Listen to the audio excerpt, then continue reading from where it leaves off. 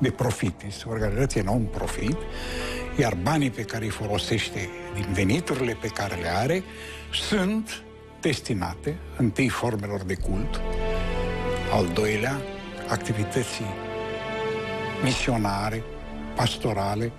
Dacă se va extinde baza de impozitare la alte activități pe care cultele le desfășoară, atunci și deficitul pe care cultele îl au în permanență se va mări. Nu știu în ce măsură este operativă fiscal.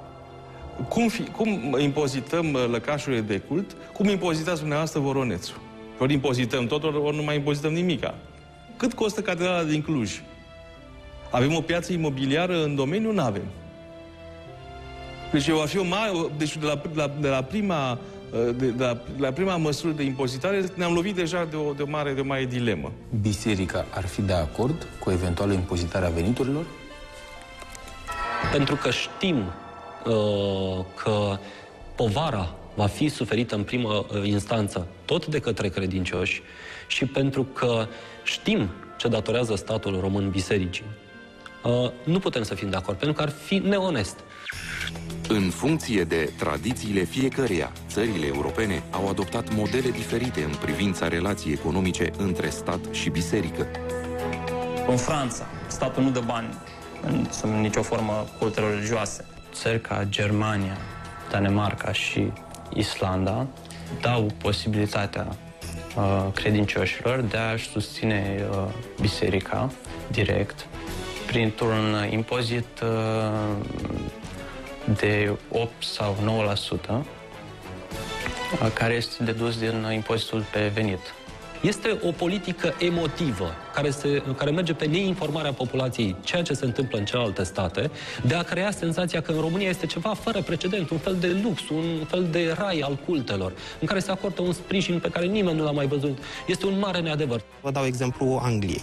Acolo preoții depun la sfârșitul anului o declarație de impozit la fisc. Spun cât au câștigat, dispun de o deducere personală care să le acopere cheltuielile cu administrative și cheltuielile de întreținere ale bisericii, iar pe restul sumei se plătește impozit.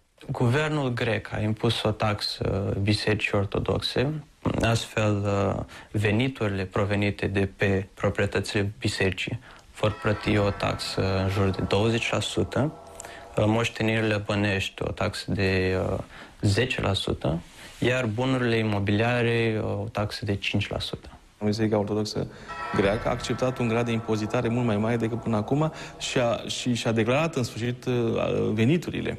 Modelul nostru este destul de asemănător cu modelul belgian, ca și ei în prezent. Și la noi statul sprijină pentru cultele recunoscute salarizarea clerului, statul sprijină repararea, construirea de locașuri de cult.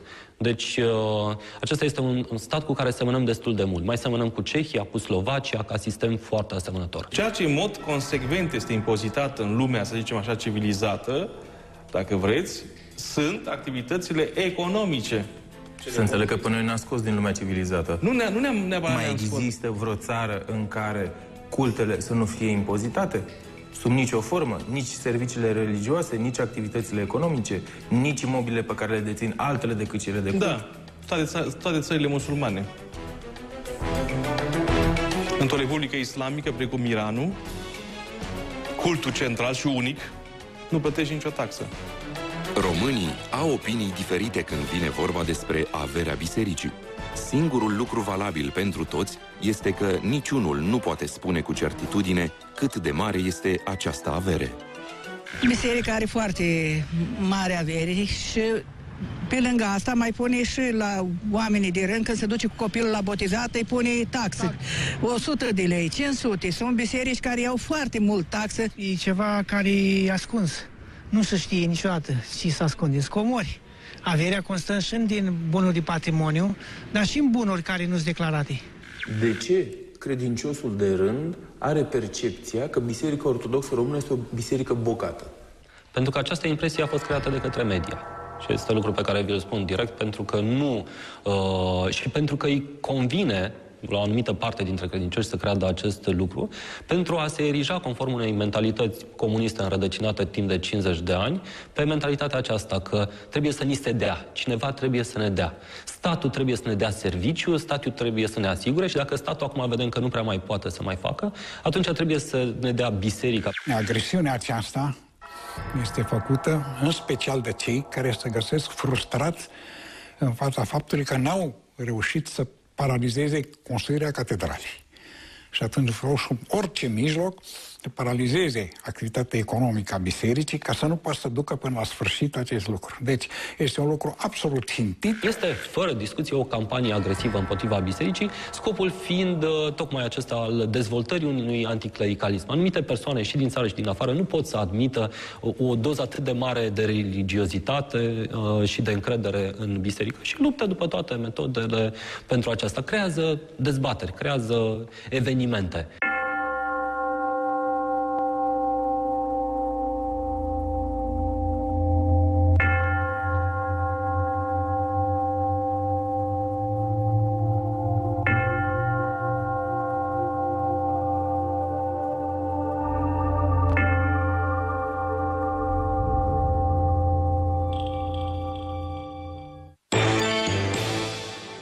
Doamna Corlățan, cum este ultima lege de care vorbeai?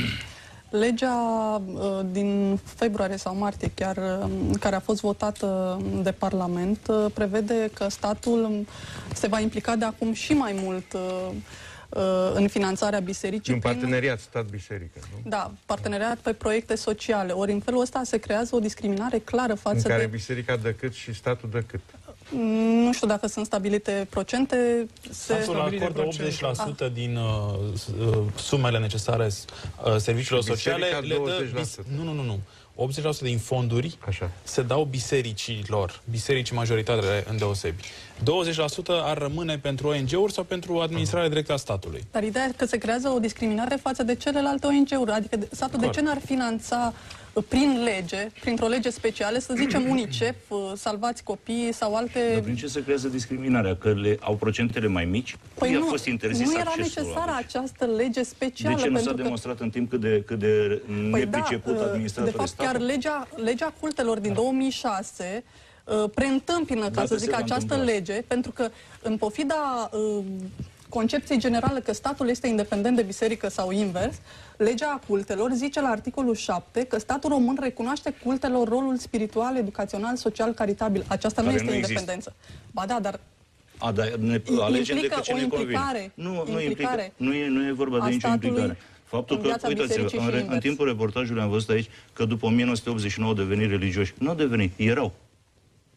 Foarte bine. Să știți că separarea între stat și biserică este o garanție a libertății religioase pentru toți. Și cu tot respect.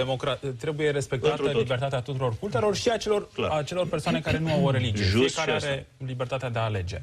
În același timp, profit de această emisiune să fac un apel către președinte, la care este legea acum pentru promulgare, să nu promulge această lege, să o retrimită în Parlament. Cea cu 80% din serviciile sociale acordate bisericii. Eu nu cred că președintele... O coaliție de ONG-uri, peste 15 ONG-uri au fost... Vom vedea. Pentru că a fost adoptată, trebuie precizat, pentru că este spectaculos. A fost inițiată de 90 de deputați PDL, deci nu avea nicio șansă să nu treacă de Parlament și a fost votată cu 254 de voturi pentru și cu doar 7 împotrivă. Când e vorba de biserică, asistăm la aceste unanimități suspecte. De ce? Însă, pentru că toți politicienii au nevoie de capital electoral. Pentru că toți politicienii provin dintr-o regiune unde reprezintă un anumit număr de oameni. Oameni care sunt majoritar ortodoxi și oameni care vor întreba cât sunt de cinstiți cu respectiva comunitate. Am văzut că o deranjează că la Ceahlău s-a dat nu știu ce, că la Cluj, că nu știu unde. Alea sunt decizii locale distinsă, doamnă, în umila mea părere. Ei reprezintă voința majorității. Îngăduiți-mi să liniștesc conștiința unui domn căruia am notat numele Moise, care spunea că de ce statul ia din banii dumnealui să finanțeze biserica. Transmiteți-i să doarmă absolut liniștit că nu ia statul din banii lui, pentru că din ceilalți 87% ia.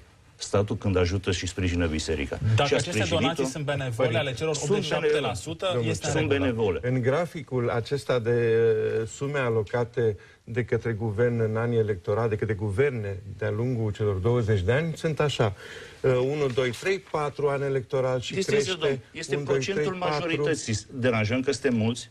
Nu, este deranjat că în an electoral biserica primește de 3 ori, de 4 ori sumele pe care sunt ortodoxi, deranjează. Ba da, sigur, este libertatea lor, dar oamenii trebuie să înțeleagă că acei politicieni care se folosesc de religie pentru avantaje politice le manipulează conștiințele și le speculează sentimentul religios. Într totul de acord cu dumneavoastră, domnule Cernea. Eu n-aș accepta ca slujitor să fiu manipulat de un astfel de om. Perfect. N-aș accepta să fiu nici acela să se lase manipulat de mine. Evitați să apăreți lângă politicieni, evitați să primiți banii de la politicieni. De ce faceți din excepții reguli? Îl rog pe domnul Frunză să aibă penultimul cuvânt. Menține ideea care am folosit în a doua parte a emisiunii. România nu este o excepție.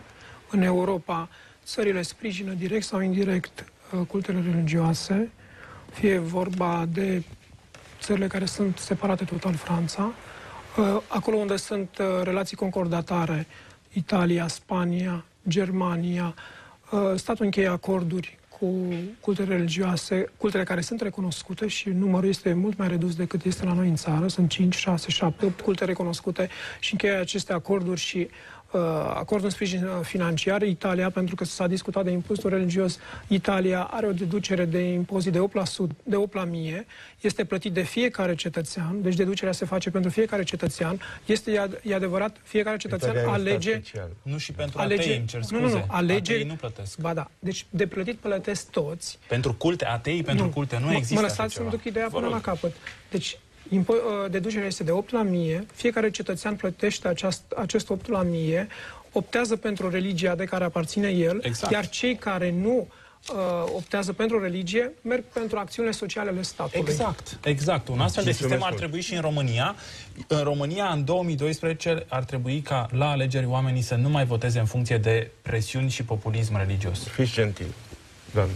Ca o concluzie, deși emisiunea este despre avere și nu despre credință, cum ați precizat la început, cred că ar trebui spus că această avere s-a constituit în paralel cu intrarea bisericii într-o criză morală în ultimii ani. Trebuie să remarcăm lipsa de modele la nivelul Bisericii Ortodoxe Române. Faptul că nimeni nu mai poate reprezenta cu onoare, să zicem, această instituție. De unde concluzia asta? De ce vreți să încheiem așa? De unde a scos concluzia asta minunată? Lipsa de model în biserică. Dați-mi dumneavoastră un model. Eu văd ierarhi, foști colaboratori ai securității. Prefericitul Părinte Patriarh Daniel, care este unul dintre ierarhii care țin de Patriarhia Română, sunt focare de naționalism trebuie sau legionarism. Trebuie să încheiem și ați deschis nu induceți o idee mai mult decât periculoasă și păgubitoare. Nu există așa ceva. Cum să spuneți că la nivelul bisericii nu există modele? Faceți dumneavoastră un top 3 al modelelor. Dar nu vreau să fac, n-am dreptul să fac. Atâta vreme când n-ar fi model pentru o comunitate, n-ar ajunge în treapta ierarhică. Nu o puneți ca o demnitate la care se ajunge pentru privilegiu. Aș vrea să traduc ce a spus doamna Corlățan. Cred că acum 10 ani nu s-ar fi văzut oameni care culeg zahărul de pe jos. Nu știu dacă... Criza economică n-a generat-o biserica. Și nu din sărăcie fac asta. Dar de ce? Acum 10 ani mai puteam vedea un... Tocmai asta ne străduim. Îi spuneam, doamne, ce fac la Pârâian, da. Mai puteam vedea... 5 secunde, dacă se poate. 5 secunde. Vom ataca acea hotărâre prin care se alocă 10 milioane de roni pentru Catedrala Mântuirii Neamului. O vom ataca cu Asociația Umanistă Română în instanță. Iar la recensământul din toamnă, îi invit pe cetățenii români să declare ceea ce gândesc. Dacă sunt ortodoxi, foarte bine, dacă nu, foarte bine. În 2002 au fost probleme. Vă mulțumesc pentru prezența în studio Cochin 4 și vă invit și altă dată. Aceasta a fost ediția specială pe tema averii bisericii. Ne revedem săptămâna viitoare, marți și miercuri, la ora 21. Rămâneți pe TVR1 pentru a o vedea pe Michelle Pfeiffer și Winona Ryder într-un film de excepție, Casa Spiritelor. Mulțumesc!